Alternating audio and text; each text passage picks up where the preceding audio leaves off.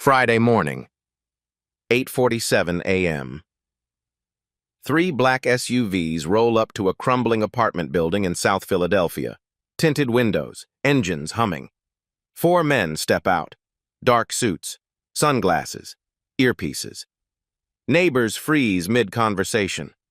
A woman clutches her purse. Kids on bikes scatter. The men move like they've done this before.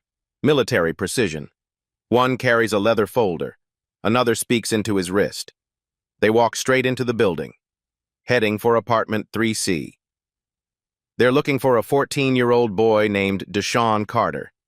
His grandmother thinks he's in trouble. The whole block thinks he's in trouble, but no one knows why. What did this kid do? Here's what they don't know. 16 hours ago, in a thunderstorm, Deshaun made a choice. He helped a stranger, an old man stumbling in the rain. What he didn't know? That old man wasn't just anyone, and that one walk home was about to change everything. But before we get to those men in suits, you need to understand who Deshaun Carter really is, and why nobody ever noticed him before. Deshaun lives with his grandmother, Loretta, in a 2-bedroom walk-up. 3rd floor, no elevator. Peeling paint. Ceiling leaks when it rains hard. His father, Jamal, died 3 years ago. Construction accident, fell from scaffolding. His mother, Angela, is in and out of rehab. Hasn't called in 18 months. Grandma Loretta works double shifts at the hospital laundry. Her hands are twisted with arthritis. Every night she comes home limping. Deshaun's routine never changes. Wake at 5:30 a.m., school at 6:30. After-school job at the corner store, 3 to 5 p.m. $7 an hour. Walk grandma home at 9 p.m. Homework, sleep, repeat.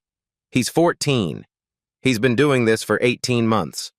Thursday morning, 16 hours before the men in suits. Deshaun wakes at 5:30. No alarm needed. He makes instant oatmeal for 2. Brown sugar in grandma's bowl. Plain for himself. Saves money. He counts out her pills. Blood pressure, diabetes, arthritis. The arthritis bottle has 4 pills left. Refill costs $85. They don't have $85. He checks the emergency jar. Hidden in the flour canister. $47.32. Rent is due in 8 days. They need $367 total. The math doesn't work. The math never works. His stomach knots. He thinks about money 200 times a day. At Lincoln High School, Deshaun is invisible. 2,400 students. Not one could pick him out of a lineup. He wears the same 3 shirts, 2 pairs of jeans, 1 pair of Nikes with holes in both soles. He sits in the back, gets straight A's in math and science, never raises his hand. Once his physics teacher, Mrs. Lane, stopped him. Deshaun, you scored 98% on the engineering aptitude test. Have you thought about magnet programs? I work, Mrs. Lane. She started to say something about scholarships. He walked away. She didn't ask again. After school, Deshaun works at Mr. Kowalski's corner store. 18 months now. He sweeps, stocks shelves, takes out trash, bags groceries, paid under the table. $7 an hour. No complaints, no sick days. He eats expired sandwiches Mr. K lets him take. Sometimes customers tip him for carrying groceries. $2, $3 if he's lucky. Once a lady gave him $10 at Christmas. He cried in the bathroom. The weight Deshaun carries isn't physical, it's the constant calculations. Can we afford eggs? If I walk instead of taking the bus, I save $2.75. Grandma needs new shoes. Shoes cost $40. We don't have $40. He's Googled jobs for 14-year-olds that pay $15 an hour, 23 times. No results. He's Googled how to drop out of school legally in Pennsylvania 7 times. He hasn't told Grandma about that one. At night, he lies awake. Rent plus food plus medicine plus utilities. Always more than they have. But Deshaun has one secret. Under his mattress sits a spiral notebook, filled with pencil sketches, bridge designs, building blueprints, architectural renderings.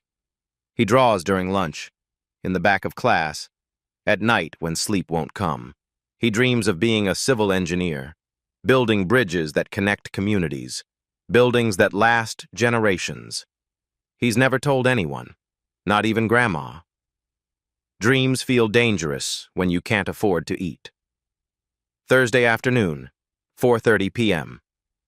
On his way to work, Deshaun passes a construction site, chain-link fence, security trailers, a giant sign, future home of the Reynolds Center for Youth Innovation, opening fall 2026. The rendering shows a gleaming glass building, outdoor spaces, a pedestrian bridge. Deshaun stops, presses his face against the fence. This is what he wants to build someday. A security guard taps the fence with his flashlight. "Move along, kid. Private property." Deshaun walks away, tries not to want things he can't have. At the store, an elderly white man enters. Late 60s, expensive coat, leather shoes that probably cost more than rent. But something's wrong. His hands tremble. His breathing is labored. He leans heavily on the counter. He buys a bottle of water, drops a $20 bill. His hands shake so badly it falls. Deshaun picks it up. "Sir, your change."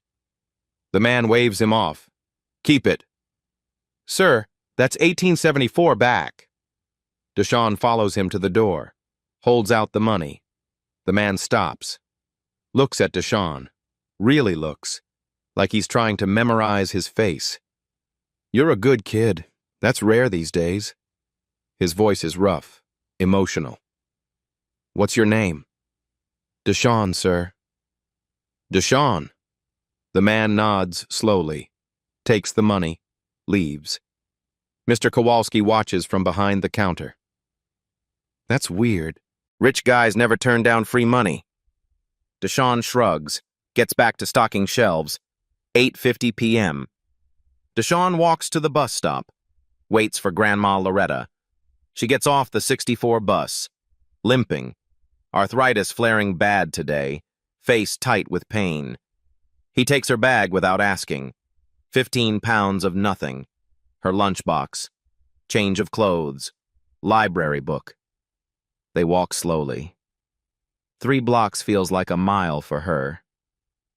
"Baby, you don't have to meet me every night. You got homework." "I'm done, Grandma." She doesn't believe him, but she doesn't argue. She needs help. Halfway home, she stops to catch her breath. "Your daddy used to walk me home, too, when he was your age, before he got tall and thought he was too cool." She smiles, her eyes water. "He had a gift, your daddy. Could see what needed fixing and just knew how to fix it. People called him at midnight. 'Jamal, my sink's busted, my door won't close,' and he'd go. Didn't matter if he was tired. Didn't matter if they couldn't pay." Deshaun knows this story.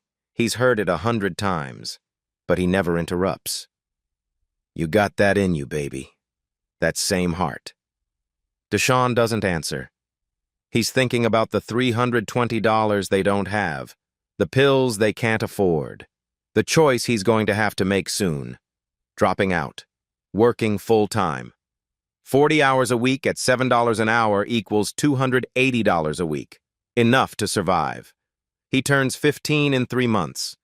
In Pennsylvania, you can drop out at 16 with parental consent. He's researching. He hasn't told Grandma. It would break her heart. But sometimes, love means sacrifice.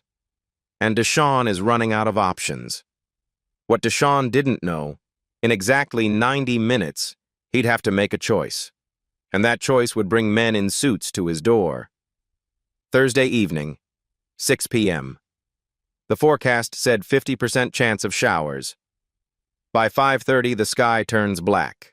Wind picks up. The temperature drops 15 degrees in 20 minutes. By 6, it's not rain. It's a wall of water. Thunder shakes buildings. Lightning cracks so bright it turns night into day for half seconds. Flash flood warnings light up every phone. Emergency alert. Severe thunderstorm warning. Seek shelter immediately. The city advises everyone to stay indoors. Deshawn is at the store, mopping the floor.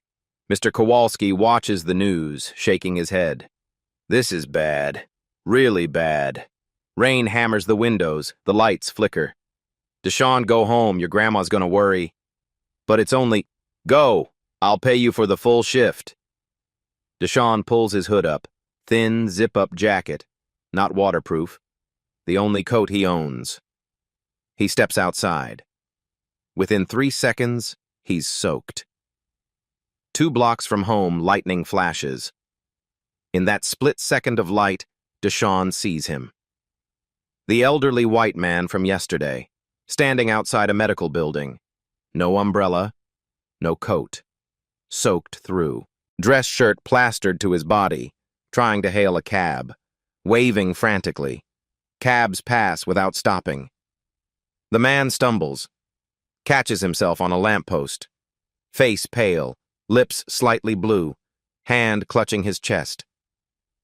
Deshawn's mind races. Grandma's waiting. She's probably panicking. I'm already soaked. I need to get home. He's a stranger. He's clearly rich. Look at that watch. He'll be fine. Someone else will help. But the man staggers again. His breathing, even from 15 feet away, Deshawn can see his chest heaving.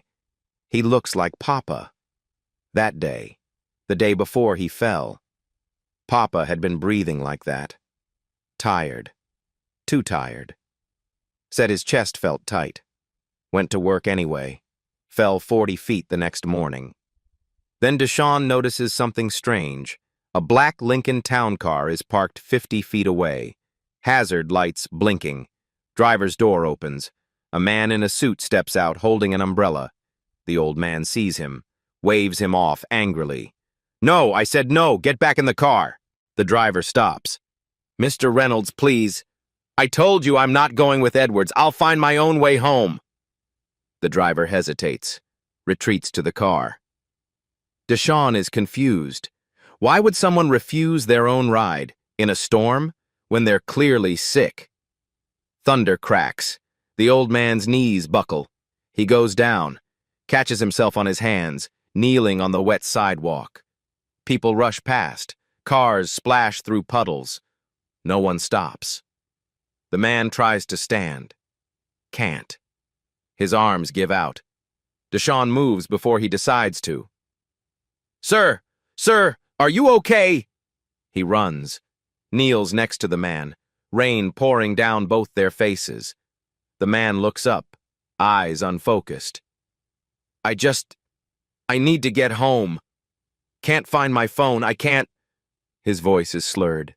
He's in medical distress. Where do you live? Rittenhouse Square, 18th Street, building with the green awning. I can't remember the number. Rittenhouse Square, 12 blocks, opposite direction of home. Through the worst of the storm. Deshawn's phone is at home, charging. He can't call 911, can't call Grandma.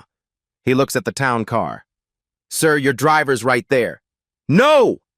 The man grabs Deshawn's arm. Not with him. I can't explain, please, I need to walk home. He's not making sense, but he's desperate. And he's sick. This isn't about the storm. This is about something else. Pride? A fight? Doesn't matter. What matters? This man is going to collapse if someone doesn't help. The stakes flash through Deshawn's mind. If I walk this man 12 blocks, I'll be soaked for over an hour. Risk of getting sick. Grandma will be terrified. I might lose tomorrow's shift. We need $28. But if I walk away and this man dies, I'll carry that forever. Deshawn takes off his jacket.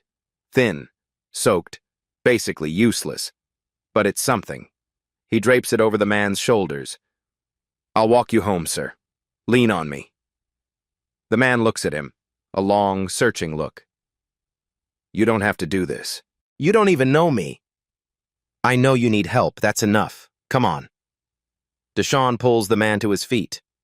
The man is heavy, at least 190. Deshawn is 5'7", maybe 135, soaking wet. They start walking. Behind them, the driver gets out of the car again. "Mr. Reynolds!" The old man doesn't turn around.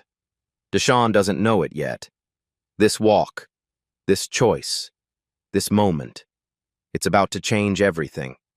Every step through that storm was a choice, and William Reynolds was counting every single one. Blocks 1 through 3. Physical battle. Rain comes in sheets, almost horizontal. Wind tries to knock them over. Deshawn's sneakers, holes in both soles, fill with water. Every step. Squish, squish. The man, William Reynolds, is dead weight. Leans on Deshawn's shoulder, breathing ragged. Deshawn's shoulder already aches. His legs burn. They've walked 2 blocks, 10 more to go. Lightning strikes close. Maybe 2 blocks away. Thunder so loud Deshawn feels it in his chest. William stumbles. Deshawn catches him.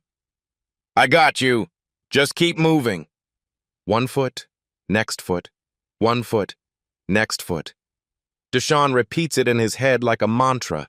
His teeth chatter. His hands are numb. Water streams down his face. Can't tell rain from sweat anymore. Don't let him fall. Don't let him die. Block 4. The rain lessens slightly. Still pouring, but the worst has passed. William's breathing stabilizes a little, enough to talk. "What's your name, son?" "Deshawn, sir. Deshawn Carter." "Deshawn." William repeats it. "I'm William. William Reynolds." The name means nothing to Deshawn. He nods, keeps walking. "You should have just called 911. This is too much to ask of a kid. Didn't have my phone. And you needed help now, not in 20 minutes. William falls quiet. Studies Deshawn's profile in the streetlight. Blocks 5 and 6. William starts talking, maybe to distract himself. Maybe because he needs to say it out loud. "I had a son once, Michael. He'd be 30 now, maybe 31. I lose track sometimes." Deshawn doesn't know what to say, just listens. "Had. Car accident, 17 years ago. He was 17. Drunk driver ran a red light. Michael was coming home from a volunteer event at a youth shelter." William's voice cracks. "He was a lot like you. Kind. Saw people who needed help and just helped. Didn't think twice about it." Deshawn: "I'm sorry. He wanted to be an engineer, civil engineer, build bridges." William laughs, bitter, sad. "Ironic, right? Bridges, things that connect people. And I've spent the last 17 years building walls." "What kind of walls?" "Emotional ones. I threw myself into work, made a lot of money, started a foundation in his name, built buildings, funded programs, wrote checks, thought I was honoring him." He pauses, takes a labored breath. "But really, I was running from grief, from guilt, from the fact that I worked 80-hour weeks when he was alive and barely saw him. I missed his baseball games, his science fairs, his graduation speech. I was always too busy." His voice breaks. "And now I'm 68 and sick. And I realize I spent 17 years building monuments to my guilt. But I stopped seeing people. I stopped seeing what Michael saw. Humans who need help." They walk another block in silence, just the sound of rain and their footsteps. Then Deshawn speaks. "You're seeing me right now." William stops walking, looks at Deshawn. "What?" "You're seeing me, right now, in this moment. So maybe you didn't forget. Maybe you just needed a reminder." William's eyes water. Could be rain. Could be tears. "How old are you, Deshawn?" 14. 14. William shakes his head. "When I was 14, I was stealing cigarettes and failing algebra. You're different." Deshawn shrugs. I'm just cold and wet, sir. Let's keep moving. Blocks 8 through 10. The struggle intensifies. They're in Center City now. Streetlights brighter. More people, though still not many in this weather. William's pace slows. He's exhausted. Every step is a fight. I'm sorry. I'm slowing you down. Don't be sorry. Just keep walking. A car passes, splashes them with a wave of gutter water. Deshaun closes his eyes, keeps moving. His whole body is shaking, not just from cold, from exhaustion. He's been on his feet since 5:30 a.m. It's after 7 p.m. now, but he doesn't stop. William notices. You're limping. Hole in my shoe, it's fine. William looks down, sees Deshaun's soaked, beat-up Nikes. His face changes. Shame. Realization.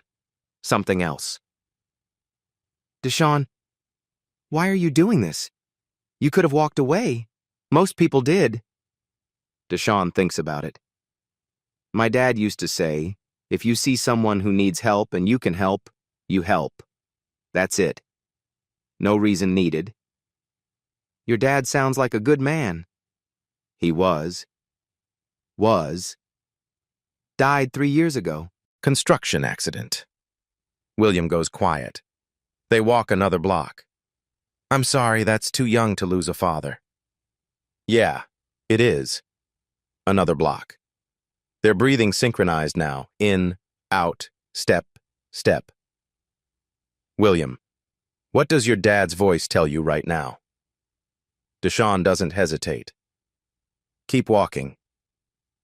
William smiles. First real smile since they started. Blocks 11 and 12, arrival. They reach Rittenhouse Square, a completely different world. Elegant brownstones, manicured trees, doormen in uniforms, gas lamps, wealth radiating from every brick. Deshaun feels it immediately. He doesn't belong here.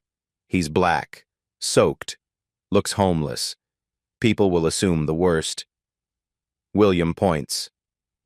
That one, green awning. The doorman, middle-aged white man, name tag says George, sees them coming. His eyes go wide. He rushes out with a massive umbrella. Too late to help. Mr. Reynolds, my God, what happened? Are you hurt? Should I call Dr. Patterson? I'm fine, George. Just got caught in this rain. This young man helped me home.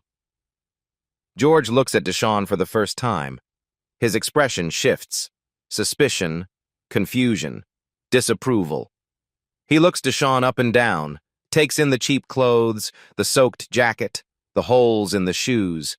His eyes say, what is this kid doing here? Deshaun feels it like a punch. The shift, the judgment, the unspoken. You don't belong here. He steps back.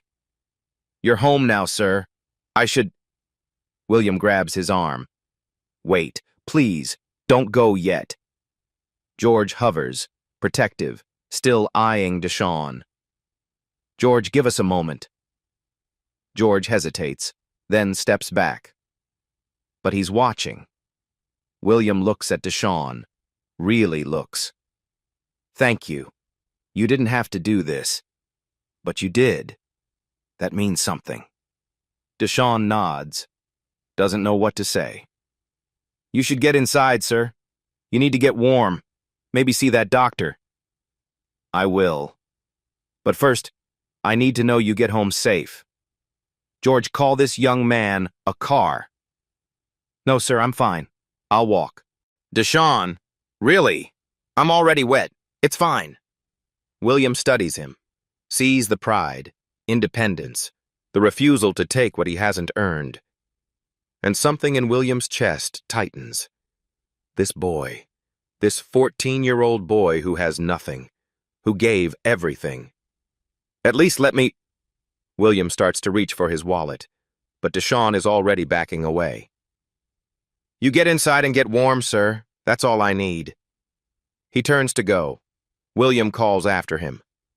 Deshaun Carter, I won't forget this. I promise you that. Deshawn waves without turning around and walks back into the rain. 12 blocks home, opposite direction, through the storm he just walked through. But somehow, despite everything, despite the cold and the exhaustion and the ache in every muscle, Deshawn feels something he hasn't felt in a long time. He feels like maybe, just maybe, doing the right thing still matters. Even when nobody's watching. Even when it costs you everything. Even when the world tells you to keep walking. William Reynolds wanted to repay the boy, but Deshawn's answer would prove he was even rarer than William thought. Inside the lobby, marble floors, crystal chandelier. Deshawn is dripping on the expensive rug. George hovers nearby, still suspicious. William pulls out his wallet. Leather, soaked but intact. He opens it, pulls out $500 bills. Please, take this. You saved my life tonight. Deshawn stares at the money. $500. His brain does the math automatically. That's rent. That's grandma's medicine. That's 2 months of groceries. That's 2 months of breathing room. His hand almost reaches out. Then he hears his father's voice. Son, we don't take what we don't earn. Our word is all we got. He hears Grandma. Your daddy never took charity. Deshawn's hand drops. I can't, sir. William stares. You can't, or you won't. Both. Deshawn, do you need this money? Doesn't matter. I helped because you needed help, not for money. If I take this, it wasn't kindness. It was a transaction. William looks stunned. Do you have any idea how rare that is? I know billionaires who take this 500 even though they don't need it. And you need it, and you're saying no. Deshawn shrugs. I'm not from your world, sir. William laughs. Real. Genuine. No, you're not. And thank God for that. He puts the cash away. Okay, I respect that. But do something for me. He pulls out a business card. Heavy stock. Embossed. Deshawn reads, William J. Reynolds, founder and chairman, Reynolds Foundation. His stomach flips. Reynolds. The construction site. The sign. Are you building the center? On Broad Street? William nods. You've seen it? I walk past it every day, on my way to work. William's expression softens. Of course you do. He points to the card. If you ever need anything, call that number. Day or night. Promise me you'll keep it. I promise. What school do you go to? Lincoln High, South Philly. William nods slowly, memorizing. Lincoln, good. George brings towels, still watching Deshawn. Thank you, Deshawn Carter. You didn't just help an old man. You reminded him why he does what he does. Deshawn nods, doesn't fully understand. Get inside, sir. See that doctor. I will. And Deshawn, I won't forget this. Deshawn turns and leaves. The walk home is long, cold. His teeth chatter. His shoulder aches. His feet are numb. But he feels something strange. Light. Like something shifted. He looks at the card. William J. Reynolds, billionaire. And I just walked him home. Will he remember me? Or is this just another story he'll tell? He doesn't know. But he did the right thing. That's enough. Still, deep down, there's a spark of hope. What if this changes something? 8:42 p.m. Deshawn climbs the stairs to apartment 3C. The door flies open before he can unlock it. Grandma Loretta stands there, face tight with fear. Where were you? Grandma, I called the store. Mr. K said you left 2 hours ago. I thought you were hurt. She sees how wet he is. Anger melts. Baby, what happened? She pulls him inside, wraps him in a blanket, makes him strip out of his wet clothes right there. I helped someone, Grandma. An old man. He was sick. I walked him home. She stops, looks at him. You walked him home? In that storm? He needed help. Her eyes fill with tears. She cups his face. You got your daddy's heart. That same good heart. But you got to take care of yourself, too. I know. She makes him hot tea, heats up soup, wraps him in 2 more blankets. Deshawn doesn't mention the card, or the $500 he turned down, or the feeling that his life just changed. He sits at the table, drinks soup, warms up. For the first time in months, he doesn't think about money. He thinks about bridges, connections, how one walk in the rain might have meant something. Tomorrow is Friday.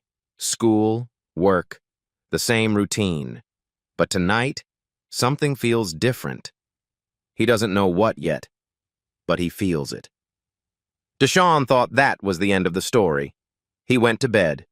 He woke up. But 16 hours after he walked William Reynolds home, men in suits came looking for him, and the whole neighborhood would never forget it. Friday morning, 6 a.m. Deshawn wakes up sore. His shoulder aches, his feet hurt, dark circles under his eyes. He finds the business card on his nightstand, pulls out his cracked phone, Googles William Reynolds, Philadelphia. Results flood in. Billionaire philanthropist William Reynolds pledges $50 million to Philadelphia education. Reynolds Foundation awards $500 million in grants to urban development. William J. Reynolds, the man who rebuilt Philadelphia. Forbes profile. Net worth estimated at $2.7 billion. Deshawn's hands shake. I walked home a billionaire, and I turned down his money.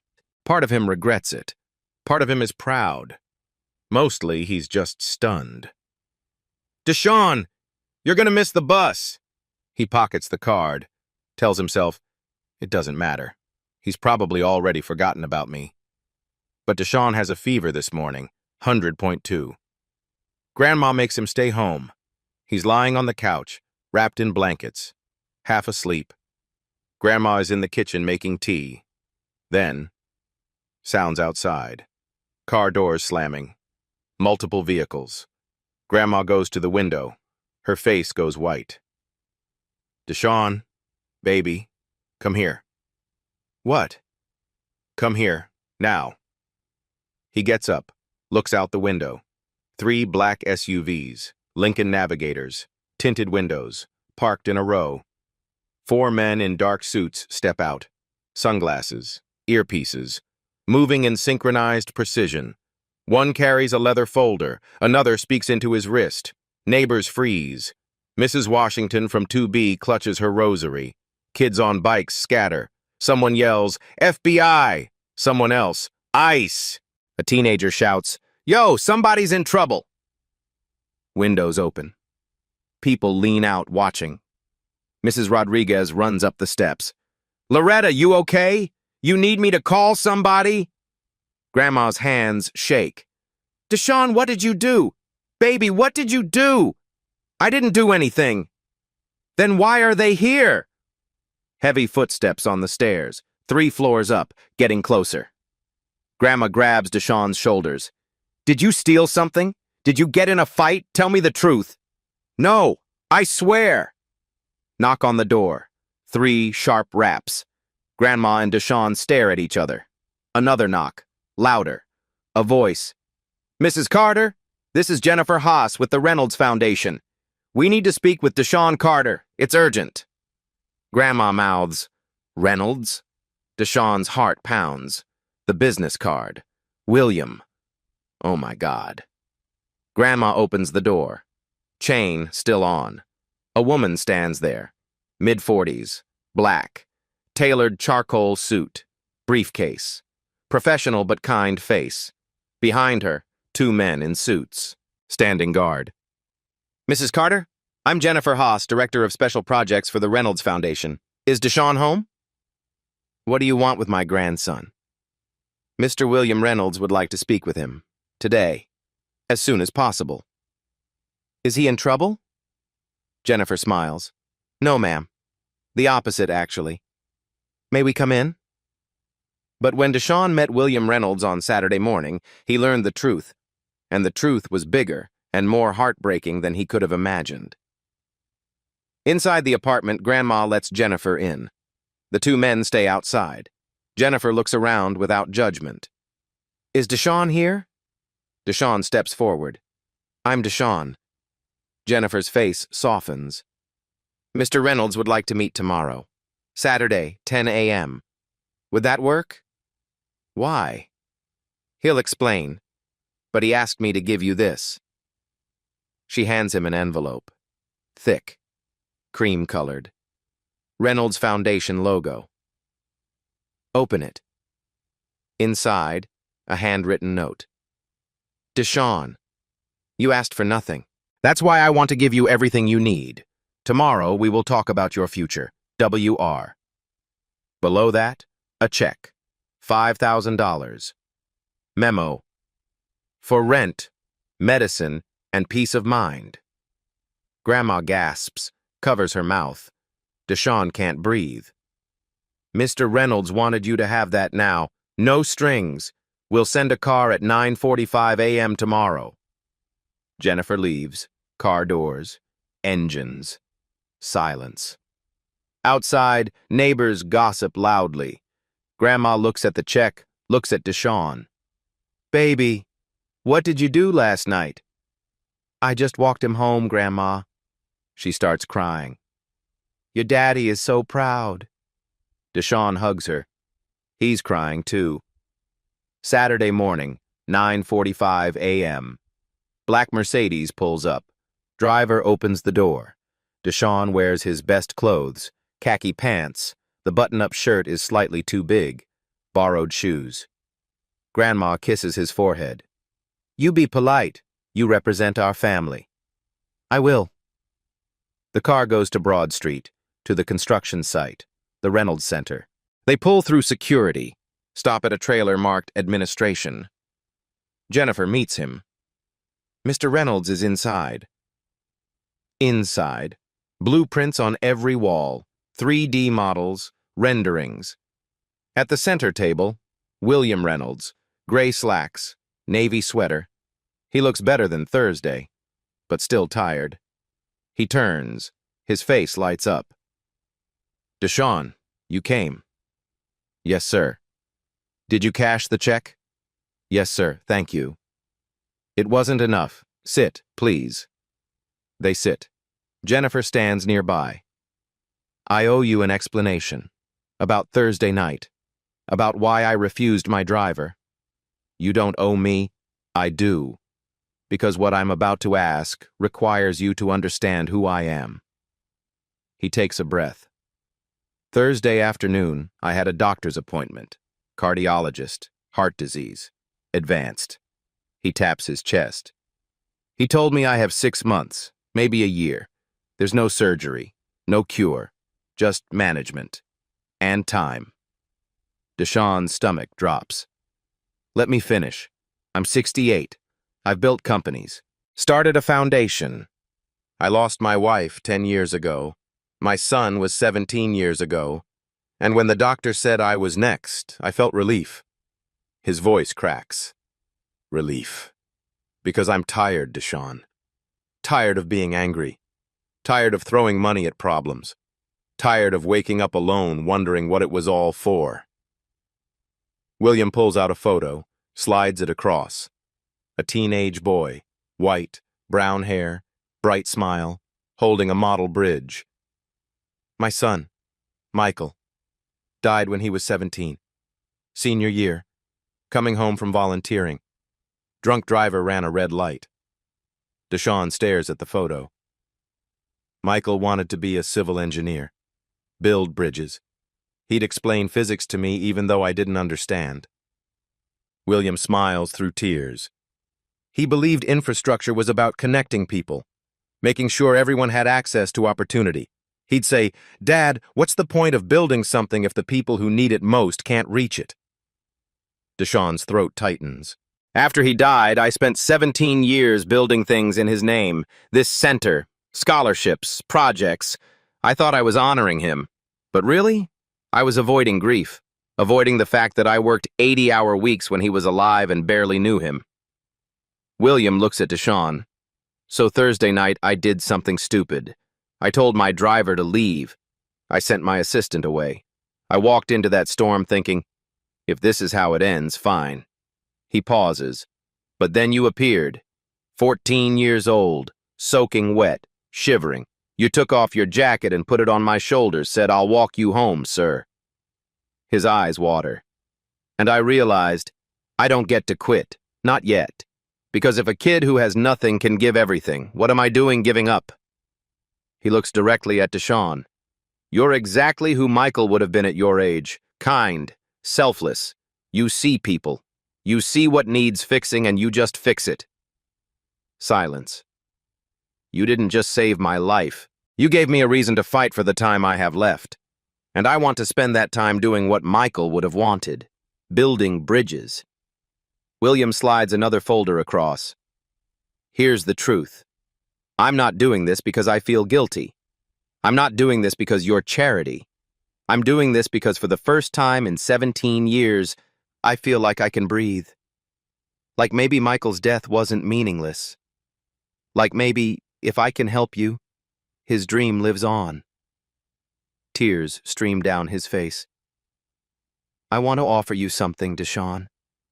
But understand, this isn't charity. This is me trying to do what my son would have wanted. This is me trying to build a bridge between his memory and your future. Between what I lost and what you could become. He reaches across the table. Will you let me? Deshawn can't speak. His eyes burn. He's crying. I don't know what to say. Don't say anything yet. Let me tell you what I'm offering. Then you decide. William opens the folder, and inside is a future Deshawn never dared to dream about. What William Reynolds offered wasn't just money. It was a future Deshawn didn't know he was allowed to dream about. William opens the folder. Official documents. Legal letterhead. This center opens September 2026. 1 year from now. It will serve 500 students. Full scholarship, tuition, meals, supplies, everything. Focus on engineering, technology, skilled trades, architecture. He slides the first page across. I'm establishing the Michael Reynolds Memorial Scholarship. Full ride to any university in the country. 4 years undergrad, 4 years of graduate school if you want, plus a $50,000 annual stipend for living expenses and family support. Deshawn's breath catches. $50,000 a year? Yes. So you can focus on school instead of working 3 jobs. William slides another page. Total scholarship value over 8 years, approximately $1.2 million. You'll be the first recipient. We'll select 1 new recipient every year, forever. I'm endowing it with $50 million. Your scholarship will exist as long as there are kids who need it. Deshawn can't breathe. 1.2 million, MIT, Stanford, Penn. I could study engineering.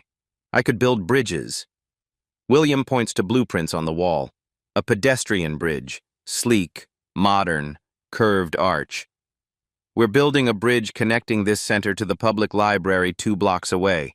Michael's Bridge. It'll be a symbol. Knowledge on one side, opportunity on the other, and a path connecting them. He looks at Deshawn. I want you to co-design it. You and my engineering team. Your ideas, their expertise. Students will be part of the construction process. Community builds it together. Me? But I'm not. You're smart. You're passionate. And you see things others don't. That's enough. Jennifer adds, you'll be paid as a consultant. $25 per hour. Weekends and after school. 6-month project timeline. Deshawn does the math. 25 times 10 hours times 24 weeks equals $6,000. More than a year at the corner store. William continues. One more thing. I know your grandmother works 2 shifts at the hospital laundry. I know her arthritis makes every day painful. Deshawn tenses. How much does he know? I'd like to offer her a position as community outreach coordinator for the Reynolds Center.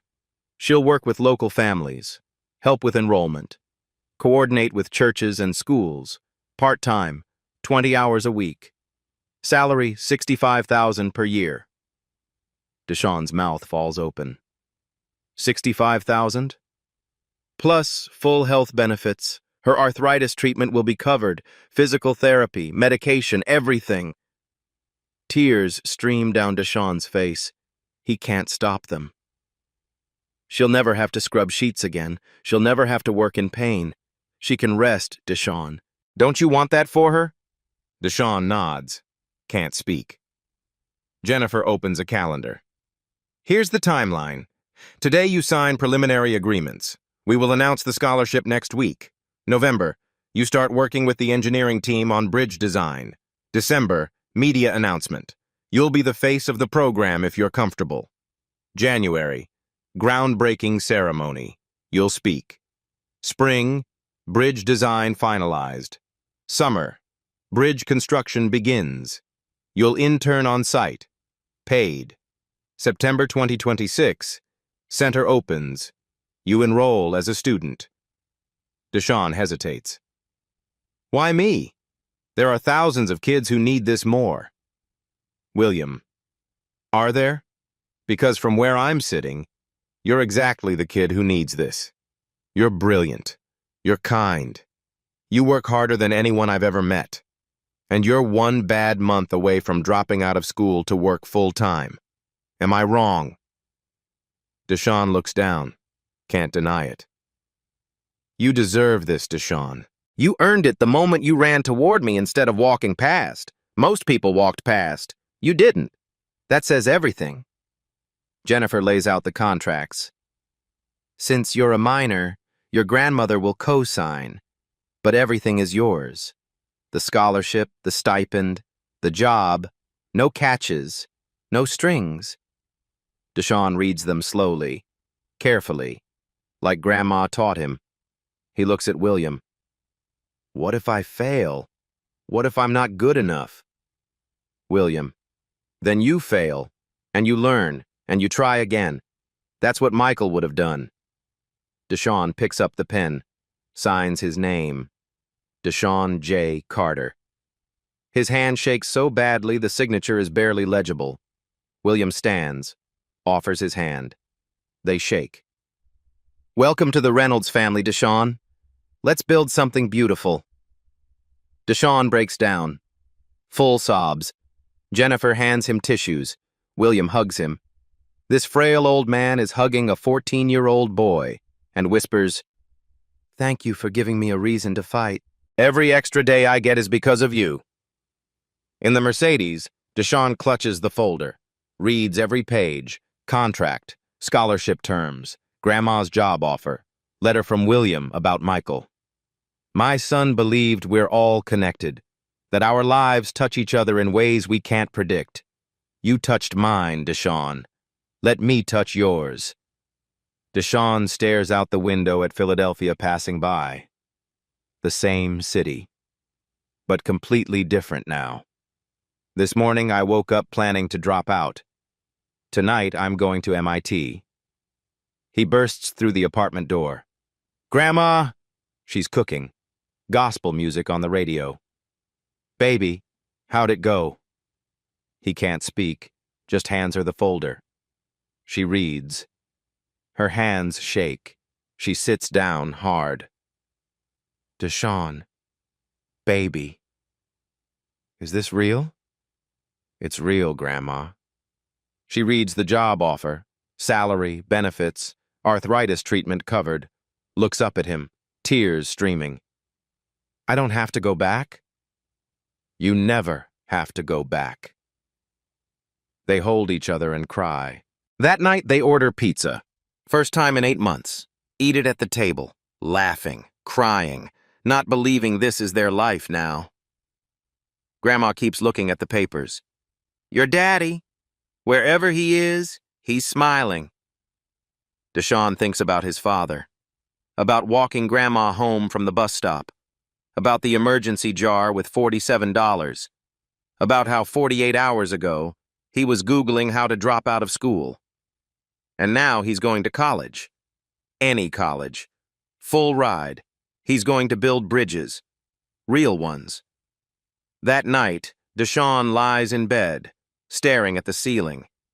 He thinks about William, about Michael, about that storm, about how one choice, one moment, one walk in the rain changed everything. He pulls out his notebook, the one with bridge designs, opens to a blank page, and starts sketching Michael's bridge. But Deshaun's scholarship was never supposed to be just his. It was a spark, and sparks start fires. 3 months later, December 2025, Deshaun's transformation is complete. Before, invisible kid in the back row, working at the corner store, carrying adult weight. After, working with engineering teams every Saturday. His design ideas for the bridge, a curved arch that echoes the Schuylkill River, are being implemented. His sketches became reality. Philadelphia Inquirer runs a front-page story. From stormwalker to scholar, teen's act of kindness leads to full-ride scholarship. Local TV does a segment. Deshaun on camera, wearing a hard hat, explaining load distribution, speaking like he belongs there. Teachers at Lincoln High treat him differently. The guidance counselor asks him to mentor other students. He's on the honor roll, not hiding anymore. Grandma Loretta's transformation is even more dramatic. Before, 2 jobs, constant pain, exhaustion. After, working 20 hours a week at Reynolds Center. Loves it, talks to families about enrollment. Coordinates with churches. Health insurance covered physical therapy. Arthritis pain reduced by 60%. She walks without limping, smiles all the time. She tells a reporter, "I got my grandson back. He used to come home exhausted. Now he comes home excited. That's worth more than any money." The story goes viral. #Stormwalker trends. Comments flood in. This is what humanity should be. Proof that kindness is never wasted. But also negative comments. He only got it because he's black. Performative charity. Deshaun reads them. They sting. William calls. Turn off the comments. You earned this through character. Let them talk. Community reactions are mixed. Mr. Kowalski frames the article, hangs it behind the register. That's our boy! Lincoln High sees applications to magnet programs increase 40%. Students are suddenly interested in engineering. The local church invites Deshaun to speak. He tells 200 people, "I didn't do anything special. I just helped when someone needed it. You can too." Standing ovation. But some kids at school resent him. Must be nice. Walk one old white dude home and get $1 million. Deshaun talks to William about it. William, jealousy is fear there's not enough to go around. Show them there is. December press conference. William and Deshaun announce the Stormwalker Initiative. 10 additional scholarships awarded annually. $500,000 per year, funded in perpetuity. Criteria: exceptional character through community service, financial need, academic potential. Message: Deshaun isn't the exception. There are thousands of kids like him. Let's find them. Hope replaces resentment. June 2026. Bridge construction begins. Groundbreaking ceremony. 500 people attend. Deshaun speaks. This bridge isn't just steel and concrete, it's a promise. A promise that where you come from doesn't determine where you go. Applause echoes. William stands next to him, visibly frailer but smiling, using a cane now, but present. Construction crew, 60% local hires, jobs created, paychecks to families who need them. August 2026. The center nears completion. 500 students enrolled for the first year. Wait list of 1,200. 11 Stormwalker scholarships awarded. 150 local jobs created. $8 million invested in South Philadelphia. 25 Lincoln High students receive scholarships to other programs inspired by Deshaun. The national media picks it up. NPR feature, How One Act of Kindness Created a Movement. Other cities reach out. Can you replicate this model? Unexpected ripples spread. 2 other Philadelphia billionaires announce youth centers. Both credit the Reynolds model. Corporate partnerships form. Google donates computers. Comcast donates internet. Construction firms offer internships. The bridge gets a nickname, the Stormwalker Bridge. The city council makes it official. Tour groups visit the construction site. It becomes a symbol. September 2026. Reynolds Center opens. Ribbon-cutting ceremony. The mayor speaks. William speaks. Deshaun speaks. 500 students walk through the doors on the first day. Deshaun is one of them. Sophomore now, 15 years old. But he's not just a student.